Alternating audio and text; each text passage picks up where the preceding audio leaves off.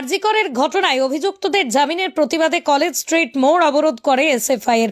মুখ্যমন্ত্রী মমতা বন্দ্যোপাধ্যায় দোষীদের আড়াল করার চেষ্টা করছেন। এই অভিযোগেই মুখ্যমন্ত্রী মমতা বন্দ্যোপাধ্যায়ের কুশপুতুল দাহ করে প্রায় আধ ঘন্টা করে কলেজ স্ট্রিট মোড় অবরুদ্ধ করে দিলেন এসএফআই কর্মীরা।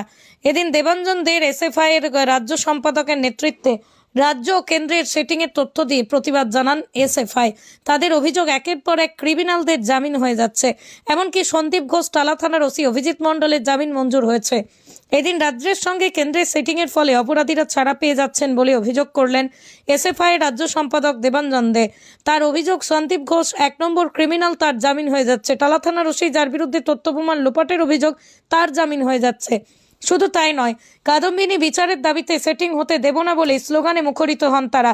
তিলোত্তমা ভেবে না সেটিং হতে দেব না, এই স্লোগান উঠেই অবরোধ কর্মসূচির মধ্য দিয়ে মুখ্যমন্ত্রী মমতা বন্দ্যোপাধ্যায়ের কুশপুতুল দাহ করার মাধ্যমে এদিন দোষীদের ছাড়া পেয়ে যাওয়া নিয়ে তীব্র প্রতিবাদ জানালো রাজ্যের এসএফআই এর কর্মীরা। কলেজ স্ট্রিট মোড়ে অবরোধ এসএফআই এর।